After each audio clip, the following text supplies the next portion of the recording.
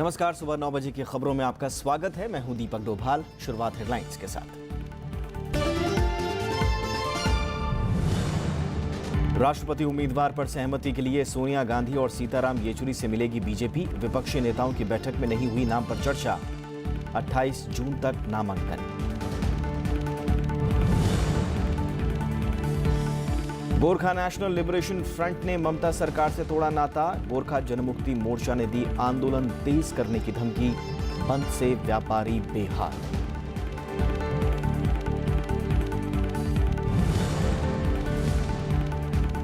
भारत ने संयुक्त राष्ट्र मानवाधिकार परिषद की बैठक में दी जानकारी। पाकिस्तान को सौंपे गए हिंसा फैलाने से जुड़े सबूत। सीमा पर जवाबी गोलीबारी में 2 पाकिस्तानी सैनिकों की मौत।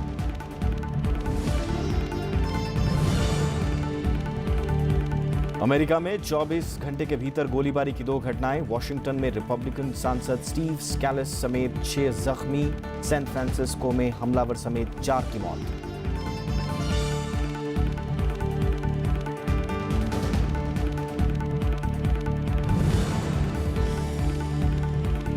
और चैंपियंस ट्रॉफी के फाइनल में पाकिस्तान इंग्लैंड को 8 विकेट से हराया। भारत बांग्लादेश के बीच दूसरा सेमीफाइनल आज।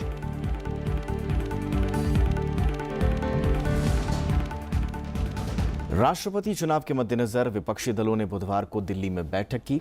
विपक्ष ने फिलहाल राष्ट्रपति उम्मीदवार के लिए किसी नाम पर चर्चा नहीं की है।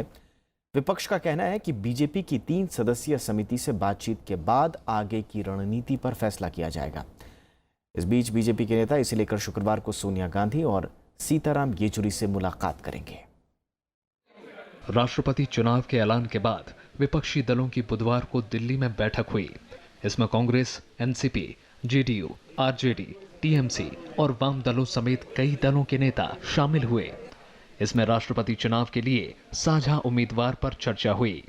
अभी तो प्रोसेस शुरू ही हुआ है, इसलिए ऐसे हालात में कोई फाइनल कैंडिडेट चुनना असंभव है। अगले कुछ दिनों में इस सब कमेटी की दोबारा मीटिंग होगी, तो शायद उसमें हम विस्तार से चर्चा कर पाएंगे। सरकार की ओर से जो नाम का प्रस्ताव आएगा, उसके बाद ही हम आगे की अपनी रणनीति तय करेंगे। तो इसलिए आज इतना ही कहना काफ़ी है कि सरकार ने हमसे संपर्क किया। उन्होंने हमाया भी किया है और वो बात करने की उन्होंने कहा कि वो बात करने जा रहे हैं। माननीय हमारे पास फ़ोन आया था, उन्होंने कहा माननीय बहन जी से बात करना चाहते हैं, वो करेंगे। राष्ट्रपति चुनाव को लेकर बीजेपी की ओर से साझा उम्मीदवार की कोशिश तेज हो गई है। पीटीआई के मुताबिक इसके लिए बनी कमेटी शुक्रवार को कांग्रेस अध्यक्ष सोनिया गांधी से मिलेगी। इसके बाद सीपीएम महासचिव सीताराम येचुरी से मुलाकात हो सकती है। वेंकैया नायडू और राजनाथ सिंह ने एनसीपी नेता प्रफुल्ल पटेल और बीएसपी नेता सतीश चंद्र मिश्रा से भी बात की है। Both of us will be talking to different parties and on 17th finance minister will come back. Once he comes back, we'll meet together and then we will exchange information and then move forward. नए राष्ट्रपति के चयन की औपचारिक प्रक्रिया बुधवार से शुरू हो गई है। चुनाव आयोग ने अधिसूचना जारी कर दी है। इसके साथ ही नामांकन की प्रक्रिया शुरू हो गई है। नामांकन 28 जून तक किया जा सकेगा। जरूरत पड़ने पर 17 जुलाई को वोट डाले जाएंगे। 20 जुलाई को वोटों की गिनती होगी। चुनाव में संसद और विधानसभा के निर्वाचित प्रतिनिधि वोट करेंगे। राष्ट्रपति प्रणब मुखर्जी का कार्यकाल 24 जुलाई को खत्म होगा। Bureau report, Rajya Sabha TV. Darjeeling बंद का चौथा दिन है। बंद की वजह से स्थानीय व्यापारियों को काफ़ी मुश्किलों का सामना करना पड़ रहा है। इधर गोरखा नेशनल लिबरेशन फ्रंट के साथ आने से उत्साहित गोरखा जनमुक्ति मोर्चा ने आंदोलन और तेज करने की बात कही है। इस मुद्दे को लेकर राजनीतिक बयानबाजियां भी तेज हो गई हैं। दार्जिलिंग में बेमियादी बंद का असर अब राजनीतिक गलियारों में भी दिखने लगा है। गोरखा नेशनल लिबरेशन फ्रंट ने सत्तारूढ़ टीएमसी से नाता तोड़ लिया है। साथ ही उसने गोरखा जनमुक्ति मोर्चा से हाथ मिलाने का फैसला लिया है। जीएनएलएफ के साथ गठबंधन से उत्साहित गोरखा जनमुक्ति मोर्चा के प्रमुख बिमल गुरुंग ने आंदोलन तेज करने की धमकी दी है। सभी पार्टी आया, सभी साथ में हैं, सभी एक ही शोर में मिलाया है कि हम लोग सामूहिक एक बना के एक निर्णय लेकर काम करेंगे। ये एक रण कौशल बना के वो काम करें। तनावपूर्ण हालात के लिए सीपीएम ने तृणमूल कांग्रेस को जिम्मेदार ठहराया है। सीपीएम ने त्रिपक्षीय बैठक की जरूरत पर जोर दिया। वहीं कांग्रेस का आरोप है कि ममता बनर्जी सरकार हर आवाज को बलपूर्वक दबाने की कोशिश कर रही है। ऑल पार्टी मीटिंग होना चाहिए और साथ साथ ट्राइपार्टाइट बैठक करके केंद्र सरकार राज्य सरकार दोनों की जिम्मेदारी है। सीमावर्ती इलाका है और सिर्फ पुलिस से, सिर्फ लाठीचार्ज से, सिर्फ जोर जुलूम से ये मामला हल होने वाला नहीं है। heinous measures in order to humiliate the Gorkha Janamukti Morcha. बंद का असर अब बाजारों में भी दिखने लगा है। पर्यटकों के नहीं आने से होटल कारोबारियों समेत दूसरे व्यापारियों में मायूसी है। अभी देखिए ये सीजन तो चला गया, फिर नेक्स्ट आने वाला सीजन के लिए देखा जाएगा क्या होगा। नेक्स्ट पूजा का टाइम है, मेन सीजन भी वो भी है। अभी इस तरफ चल रहा तो नेक्स्ट सीजन भी मुश्किल होगा। केंद्र सरकार भी हालात पर नजर बनाए हुए है। अर्धसैनिक बलों के 600 अतिरिक्त जवानों को दार्जिलिंग में तैनात किया गया है। Bureau report, Rajya Sabha TV. Madhya Pradesh के मुख्यमंत्री शिवराज सिंह चौहान ने कल मंदसौर जाकर पुलिस फायरिंग में मारे गए किसानों के परिवार वालों से मुलाकात की। किसानों के परिजनों ने दोषियों के खिलाफ कार्रवाई की मांग की है। वहीं कांग्रेस नेता ज्योतिरादित्य सिंधिया भोपाल में 72 घंटे का सत्याग्रह कर रहे हैं। इस बीच राज्य के बालाघाट और बड़वानी जिले में कल 2 और किसानों ने आत्महत्या कर ली।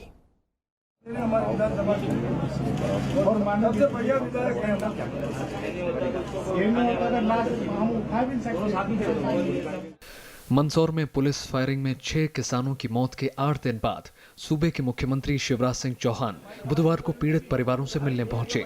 मुख्यमंत्री ने पीड़ित परिवार को हर मुमकिन मदद का भरोसा दिलाया और 1 करोड़ रुपए का चेक सौंपा। उनका कहना था कि वो पीड़ितों से संवेदना जताने आए थे। इसके साथ ही मंदसौर में कई दिनों से जारी धारा 144 हटा ली गई है। किसानों की तकलीफें भी सुन रहा हूं, चर्चा भी कर रहा हूं, बातचीत भी कर रहा हूं। कई उपाय प्रदेश सरकार ने किए हैं, वो भी सबकी जानकारी में आ रहे हैं। शांति सद्भाव रहे और किसान आगे बढ़े, उसके लिए हर संभव प्रयास किए जाएंगे। मुख्यमंत्री से मुलाकात में किसानों के परिजनों ने कहा कि वो दोषियों के खिलाफ सख्त कार्रवाई चाहते हैं। पुलिस वालों ने जान ली उनकी साहब, इसलिए उन पे सख्त कार्रवाई की जाए साहब। दूसरी बात ये कि उसको हटाया जाए, 302 की उसके ऊपर धारा लगाई जाए। जमीन छुड़वा दूंगा, तेरे बैंक में भर दूंगा, तू सुख से रहे। भोपाल में कांग्रेस नेता ज्योतिरादित्य सिंधिया सत्याग्रह पर बैठ गए हैं। सरकार जो आज शासन में मध्य प्रदेश में बैठी है, मैं पूछना चाहता हूं कि क्या हक है उस सरकार को किसी भी अन्नदाता की जान लेने का? क्या हक बनता है? उधर शिवसेना ने कहा कि महाराष्ट्र में कर्ज माफी के फैसले पर अमल को लेकर वो जुलाई तक इंतजार करेगी। पार्टी अध्यक्ष उद्धव ठाकरे ने कहा कि फैसला लागू नहीं होने पर बड़ा कदम उठाया जाएगा। फिलहाल तो मैंने अभिनंदन किया है और कुछ समय इंतजार करना पड़ेगा। बात अगर ठीक से नहीं हुई तो हमारे रास्ते खुले। महाराष्ट्र और मध्य प्रदेश में किसान आंदोलन के बाद दूसरे राज्यों में प्रदर्शन शुरू हो गया। बुधवार को राजस्थान में कई जगहों पर आंदोलन हुआ। किसान संगठन भी 16 जून को देश भर में प्रदर्शन करने का ऐलान कर चुके हैं। मरने वाले किसानों के परिवार से मुख्यमंत्री खुद मिल रहे हैं और जिंदा किसानों के लिए कांग्रेस सत्याग्रह कर रही है। उम्मीद है कि इस सब से किसानों की तमाम समस्याओं का निदान हो जाएगा और आने वाले वक्त में पुलिस की गोली से या जहर की गोली से किसी भी किसान को अपनी जान नहीं गंवानी पड़ेगी। मंदसौर से कैमरामैन संजय कुमार के साथ रविंद्र सिंह शोराण, राज्यसभा टीवी। किसानों को अगले 1 साल के लिए कृषि कर्ज 9 की बजाय 7% पर मिलता रहेगा। अगर समय पर कर्ज चुकाया गया तो ब्याज की दर घटकर 4% रह जाएगी। किसान आंदोलन के बीच केंद्रीय कैबिनेट ने यह फैसला लिया है। खेती के लिए किसान 3 लाख रुपए तक का कर्ज ले सकते हैं। साल 2017-18 में इस योजना पर 20,339 करोड़ रुपए का खर्च होगा। योजना 2006-07 में शुरू की गई थी। इसे रिजर्व बैंक और नाबार्ड लागू करते हैं। चालू वित्त वर्ष में खेती के लिए 10 लाख करोड़ रुपए का कर्ज देने का लक्ष्य है। इसके अलावा तैयार फसल रखने के लिए भी कर्ज पर 2% की छूट मिलेगी। यह कर्ज 6 महीने के लिए मिलेगा।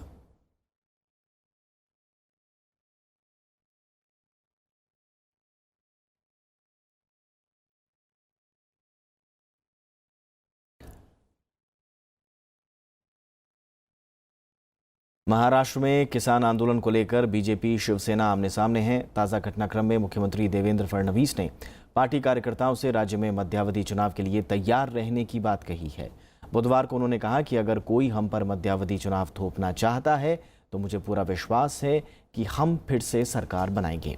किसानों की मांग को लेकर शिवसेना लगातार बीजेपी पर हमलावर है। शिवसेना प्रमुख उद्धव ठाकरे पहले ही चेतावनी दे चुके हैं कि राज्य में अगर कर्ज माफी को अगले महीने लागू नहीं किया गया तो उनकी पार्टी बड़ा कदम उठाएगी। राज्य में हुए किसान आंदोलन में शिवसेना खुलकर किसान संगठनों और उनकी मांगों का समर्थन कर रही है। तमिलनाडु विधानसभा में विश्वास मत से पहले कथित खरीद फरोख्त के मुद्दे पर गतिरोध देखने को मिला। डीएम के विधायकों के विरोध प्रदर्शन के बाद उन्हें सामूहिक रूप से सदन से बाहर कर दिया गया। इसके बाद डीएम के नेताओं ने विधानसभा के बाहर प्रदर्शन किया, जिस दौरान एमके स्टालिन को हिरासत में ले लिया गया। एआईएडीएम के पनीर सेल्वम गुट के विधायक एमएस सरवणन के कथित वीडियो पर तमिलनाडु विधानसभा में जमकर विरोध प्रदर्शन हुआ। कथित खरीद फरोख्त के वीडियो के बाद डीएमके इस बात पर अड़ गई कि सदन में विश्वास मत के लिए फिर से वोटिंग कराई जाए। विधानसभा अध्यक्ष पी धनपाल ने कहा कि मामला अदालत में है, लिहाजा वोटिंग नहीं हो सकती। इसके बाद डीएमके की तरफ से नारेबाजी होने लगी तो अध्यक्ष ने भी सभी विधायकों को बाहर निकाल दिया। डीएमके नेता एमके स्टालिन की अगुवाई में पार्टी ने विधानसभा के बाहर भी प्रदर्शन जारी रखा। डीएमके ने सड़क बंद कर दी। इसके बाद पार्टी नेता एमके स्टालिन को हिरासत में ले लिया गया। डीएमके से लोकतंत्र पर हमला करार दे रही है। डीएमके पलानीसामी सरकार को भंग करने की मांग कर रही है। அது மட்டுமல்ல, உடனடியாக இதில் யார் யார் சம்பந்தப்பட்டிருக்கிறார்கள், எங்கெங்க பணங்கள் எல்லாம் பேரம் பேசப்பட்டு யார் யாருக்கு வழங்கப்பட்டிருக்கிறது என்பதை குறித்து உடனடியாக அரசே முன்வந்து சிபிஐ விசாரணை நடத்திட வேண்டும் என்று எடுத்துச் சொல்ல வேண்டும் என்ற அடிப்படையில் தான் இன்றைக்கு சட்டமன்றத்தில் நேரமில்லா நேரத்தை பயன்படுத்தி நான் எழுப்புவதற்கு முயற்சித்தேன்। असल में पूरे मामले की शुरुआत एक स्टिंग ऑपरेशन से शुरू हुई, जिसमें पनीर सेल्वम गुट के विधायक एसएस सरवणन को फरवरी में हुए विश्वास मत के दौरान विधायकों की खरीद फरोख्त का दावा करते हुए दिखाया गया। ओ पनीर सेल्वम ने इस मामले में सरवणन से सफाई मांगी है। वहीं मदुरई के विधायक सरवणन ने कहा है कि वीडियो के साथ छेड़छाड़ की गई है और उसमें मौजूद आवाज उनकी नहीं है। डीएमके ने इस मामले में मद्रास हाईकोर्ट में याचिका दायर कर सीबीआई और डीआरआई से जांच की मांग की है। Bureau report, Rajya Sabha TV. Pakistan की तरफ से लगातार हो रहे संघर्ष विराम उल्लंघन का भारतीय सैनिक माकूल जवाब दे रहे हैं। कल राजौरी और पुंछ इलाके में सीमा पार से कई बार गोलीबारी की गई।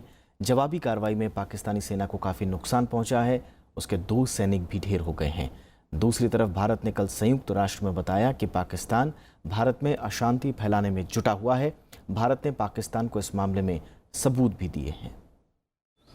जम्मू कश्मीर में पाकिस्तान की तरफ से बुधवार को 3 बार संघर्ष विराम का उल्लंघन किया गया।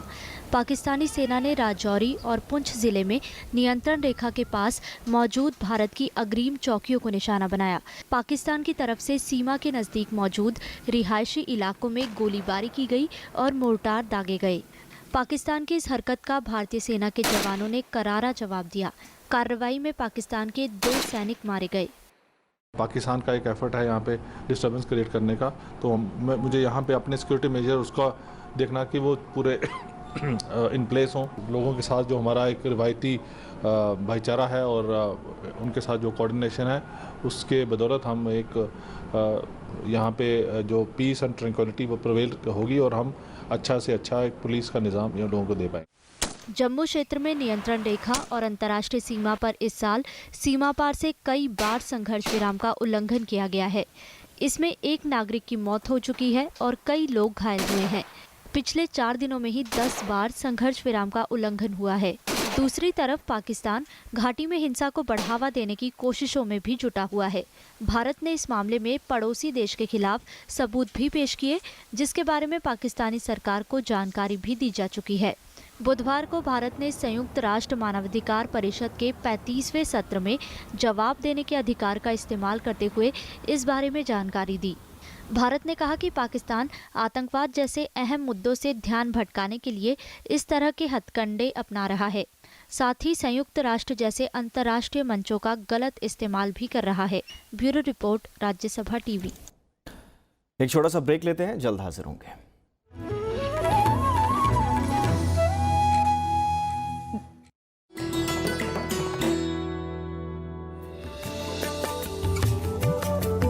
गोमतेश्वर कर्नाटक में श्रवणबेलगोला की पहाड़ी पर स्थित भगवान बाहुबली को समर्पित 57 फीट ऊंची ये मूर्त है। कर्नाटक कला का शाहकार, भारत के 7 अजूबों में होता है इसका शुमार। इतनी बुलंद कि 30 किलोमीटर दूर से भी आप कर सकते हैं इसका दीदार। हर 12 साल में होता है बाहुबली का महामस्तकाभिषेक। भक्त करते हैं दूध, केसर और सोने के सिक्कों से इनका श्रृंगार।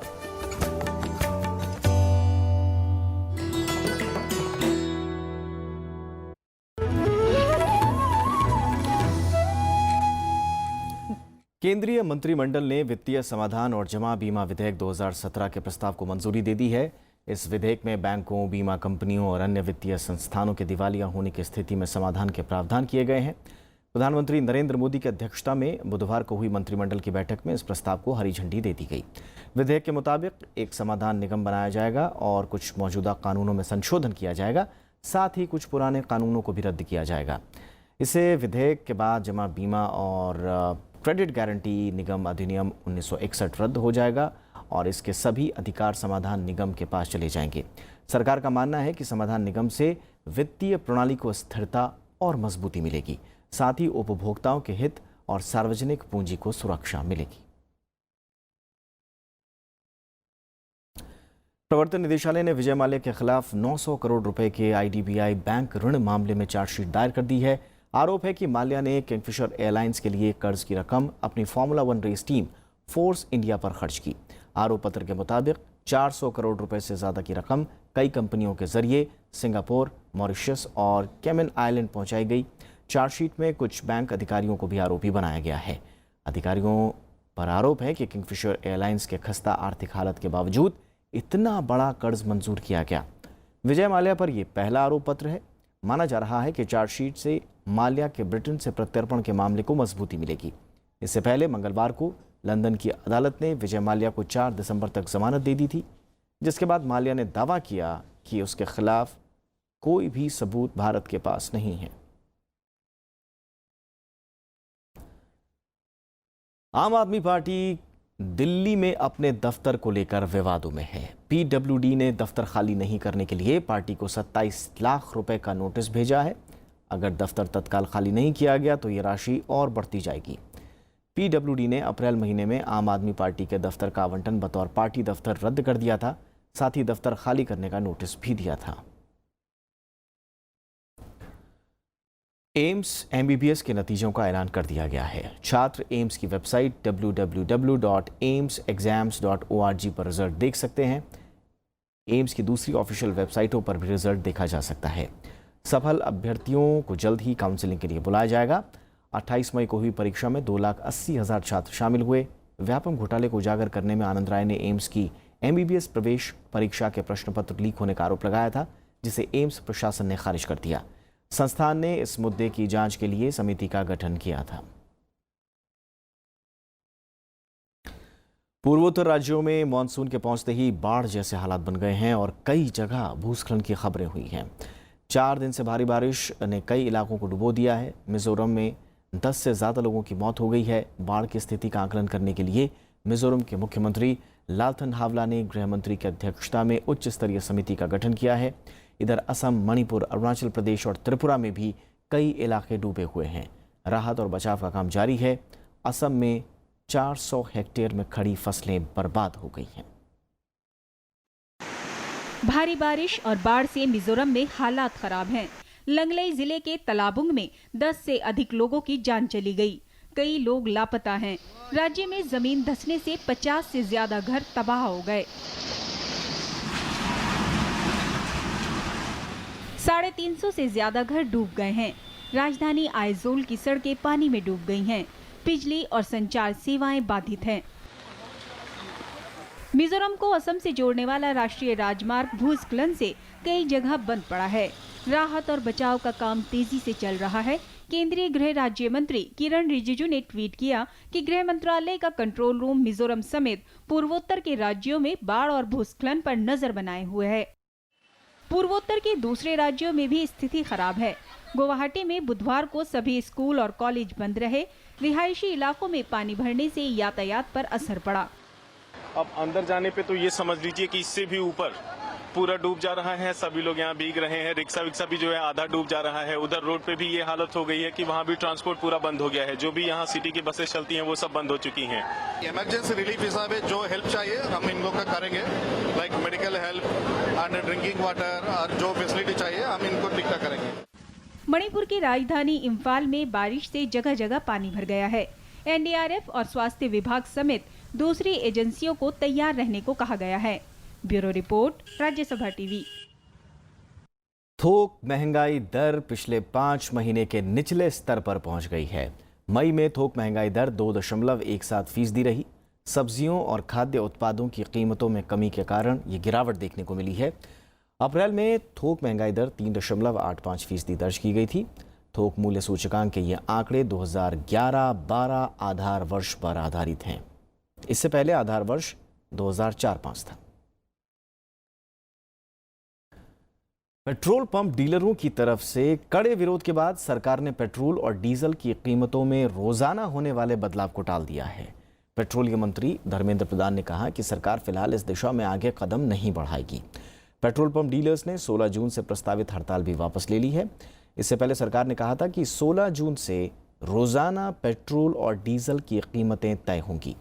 पेट्रोल पंप मालिकों की दलील थी कि मशीन में रोजाना नई कीमत दर्ज करने में ही 1 घंटा लग जाता है, जिससे पेट्रोल पंप पर रोज लड़ाइयां देखने को मिल सकती हैं। आम आदमी पार्टी के नेताओं के बीच मतभेद फिर सामने आने लगा है। पार्टी नेता दिलीप पांडे ने ट्वीट कर कुमार विश्वास को घेरने की कोशिश की। उन्होंने ट्वीट कर कुमार से पूछा कि वो कांग्रेस के खिलाफ तो बोल रहे हैं, लेकिन बीजेपी की वसुंधरा राजे सरकार के खिलाफ क्यों नहीं बोलते? उनका रुख समझ में नहीं आ रहा। राजस्थान का प्रभार मिलने के बाद कुमार विश्वास ने पार्टी कार्यकर्ताओं के साथ बैठक कर फैसला किया था कि पार्टी राजस्थान चुनाव में बीजेपी पर निजी हमला नहीं करेगी। कुछ समय पहले पार्टी के विधायक अमानुल्लाह खान ने भी कुमार विश्वास पर बीजेपी का एजेंट होने का आरोप लगाया था। आम आदमी पार्टी की पूरी राजनीति जो रही है वो और बीजेपी और कांग्रेस के गठजोड़ को, उनके भ्रष्टाचार को एक्सपोज करने के लिए, उसके खिलाफ आवाज़ उठाने की रही है। उसी पे मैंने बस ये सवाल पूछा कि भाई कांग्रेस के नेताओं के खिलाफ पुरजोर आवाज़ में बोलना और बीजेपी के नेताओं के खिलाफ नहीं बोलना, ये थोड़ा सा समझ में नहीं आया। इसी कार्यकर्ताओं के इसी सवाल को मैंने उसी मंच पे रखा है। धनबाद चंद्रपुरा के बीच ट्रेनों के संचालन को आज से बंद कर दिया गया है। खान सुरक्षा महानिदेशालय ने अपनी रिपोर्ट में इस रूट के सफ़र को ख़तरनाक बताया था, क्योंकि इस बीच एक बड़े हिस्से में ज़मीन के नीचे आग सुलग रही है, जिससे ज़मीन के धंस खतरा बढ़ गया है। धनबाद चंद्रपुरा रेल लाइन पर बुधवार को कई ट्रेन आखिरी सफर पर रवाना हुई। जमीन के नीचे सालों से सुलग रही आग के चलते इस रूट पर ट्रेनों का संचालन आज से बंद कर दिया गया है। 34 किलोमीटर लंबी इस रेल लाइन में 14 किलोमीटर का हिस्सा जमीन के नीचे धधक रही आग से प्रभावित है। खतरा तो इस पर था ही। आग ऐसा तो नहीं कि आग नहीं था वहाँ और आज आगे आग, ऐसी बात नहीं है। आग वहाँ पर था काफी समय से, जो रिपोर्टेड था। स्थानीय लोग रेल मार्ग बंद करने के फैसले का विरोध भी कर रहे हैं। बुधवार को कतरासगढ़ स्टेशन पर धनबाद चंद्रपुरा पैसेंजर ट्रेन को कई घंटों के लिए रोक लिया गया। व्हीकल की व्यवस्था एकदम होनी चाहिए। रोज आने वाले लोग हैं, वो लोग फिर अप डाउन कैसे करेंगे? स्टूडेंट हैं, रोज कुछ अपना एम्प्लॉयमेंट करने वाले हैं, कुछ सर्विस में हैं, सभी के लिए तो समस्या है। ट्रेनों के बंद होने से रोजाना सफर करने वाले नौकरी पेशा और छात्रों को परेशानियों का सामना करना पड़ेगा। व्यवस्था बनाए रखने के लिए 8 स्टेशनों पर धारा 144 लागू की गई है। वो एक ऐसा इशू है जिससे पूरी आम जनता इससे प्रभावित हो रही है, लेकिन ये डिसीजन लोकल डिस्ट्रिक्ट एडमिनिस्ट्रेशन का नहीं है। इसलिए इसको ध्यान में रख करके मेरी अपील होगी सारे आपके माध्यम से जनता से कि वो इस चीज को समझे। ट्रेनों का संचालन बंद होने से इस रूट पर चलने वाली कई मेल एक्सप्रेस और पैसेंजर ट्रेन रद्द हो गई हैं, जबकि कई ट्रेनों के रूट को बदला गया है। धनबाद से चंद्रपुरा के बीच 14 छोटे बड़े स्टेशन हैं और 9 जगहों से कोयला ढुलाई भी की जाती है। ट्रेन संचालन बंद होने से इस काम में खासी दिक्कत आएगी। धनबाद चंद्रपुरा रेलखंड पर 20 मई 1894 को कतरास से धनबाद होते हुए ब्रेकर तक पहली ट्रेन चलाई गई थी। 123 साल पुराने इस रेलखंड पर खान सुरक्षा महानिदेशालय की रिपोर्ट में 14 किलोमीटर रेल पटरी को आग से खतरा बताया गया था। रिपोर्ट के आधार पर ही ट्रेनों का परिचालन बंद किया गया है। Bureau report, Rajya Sabha TV. America में पिछले 24 घंटे में गोलीबारी की 2 बड़ी घटनाएं हुई हैं। पहली घटना व्हाइट हाउस से कुछ मील दूर हुई, जहां कई सीनेटर जख्मी हो गए। वहीं दूसरी घटना सैन फ्रांसिस्को में हुई, यहां 3 लोगों की मौत हुई है। पुलिस ने हमलावर को मार गिराया है। वॉशिंगटन में बेसबॉल के एक अभ्यास मैच के दौरान हुई गोलीबारी में वरिष्ठ रिपब्लिकन सांसद स्टीव स्कैलिस घायल हो गए। उनके अलावा जख्मी 5 लोगों को अस्पताल में भर्ती कराया गया। राष्ट्रपति डोनाल्ड ट्रंप ने इसकी जानकारी दी है। अमेरिकी सुरक्षा एजेंसी FBI ने मामले की जांच शुरू कर दी है। A gunman opened fire on members of Congress and their staffs as they were practicing for tomorrow's annual charity baseball game. Authorities are continuing to investigate the crime, and the assailant has now died from his injuries. जवाबी कार्रवाई में police ने हमलावर को मार गिराया। Police ने इस हमले को जानबूझकर किया गया हमला बताया है। गोलीबारी के दौरान करीब 25 सीनेटर और सांसद वहां अभ्यास कर रहे थे। वहीं सैन फ्रांसिस्को में एक दूसरी गोलीबारी की घटना में हमलावर समेत 4 लोग मारे गए हैं। ये गोलीबारी 17वीं स्ट्रीट और वर्मोंट के इलाके में हुई है। पुलिस के मुताबिक हमलावर ने खुद को भी गोली मार ली। सैन फ्रांसिस्को की पुलिस ने इलाके को चारों ओर से घेर लिया है। Bureau report, Rajya Sabha TV. Pakistan champions trophy के फाइनल में पहुंच गया है। सेमीफाइनल मुकाबले में पाकिस्तान ने इंग्लैंड को 8 विकेट से। इंग्लैंड ने पहले बल्लेबाजी की और पूरी टीम 49.5 ओवर में महज 211 रन बनाकर ऑल आउट हो गई। पाकिस्तान ने 212 रन के लक्ष्य को 37.1 ओवर में 2 विकेट खोकर हासिल कर लिया। सलामी बल्लेबाज फ़खर जमा और अजहर अली के शानदार अर्धशतक की मदद से पाकिस्तान ने टूर्नामेंट के फाइनल में जगह बनाई। सेमीफाइनल में बल्लेबाजी से ज़्यादा पाकिस्तान के गेंदबाजों का अहम योगदान रहा। और भारत और बांग्लादेश के बीच आज चैंपियंस ट्रॉफी का दूसरा सेमीफाइनल मुकाबला होगा। बर्मिंघम में ये मैच दोपहर 3 बजे होगा। मैच में भारत का पलड़ा भारी है, जबकि बांग्लादेश की टीम उलटफेर में माहिर है। टीम इंडिया शानदार फॉर्म में है और चैंपियंस ट्रॉफी की दावेदार मानी जा रही है। जो भी टीम जीतेगी वो 18 जून को फाइनल में पाकिस्तान से भिड़ेगी। भारतीय बैडमिंटन खिलाड़ी HS प्रणॉय और Kidambi Srikanth Indonesian super series badminton tournament के पुरुष एकल के दूसरे दौर में पहुंच गए हैं।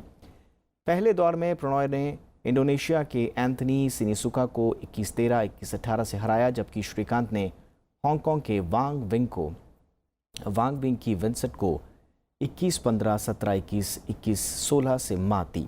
वहीं 20 साई प्रणीत को पहले दौर में ही हार का सामना करना पड़ा। उधर महिला एकल में आज साइना और सिंधु अपने प्री क्वार्टर फाइनल मुकाबले खेलेंगी। और जाते जाते हेडलाइंस एक बार फिर से।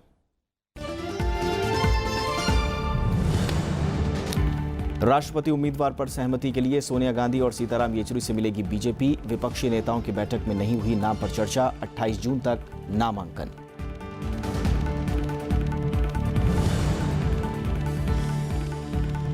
गोरखा नेशनल लिबरेशन फ्रंट ने ममता सरकार से तोड़ा नाता। गोरखा जनमुक्ति मोर्चा ने दी आंदोलन करने की तेज करने की धमकी। बंद से व्यापारी बेहाल।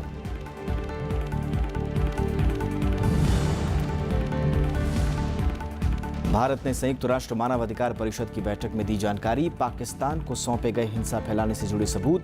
सीमा पर जवाबी गोलीबारी में 2 पाकिस्तानी सैनिकों की मौत।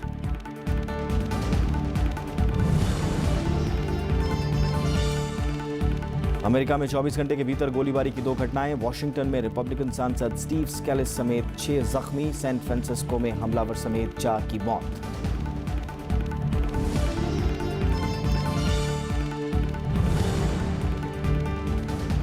और चैंपियंस ट्रॉफी के फाइनल में पाकिस्तान इंग्लैंड को 8 विकेट से हराया। भारत बांग्लादेश के बीच दूसरा सेमीफाइनल आज।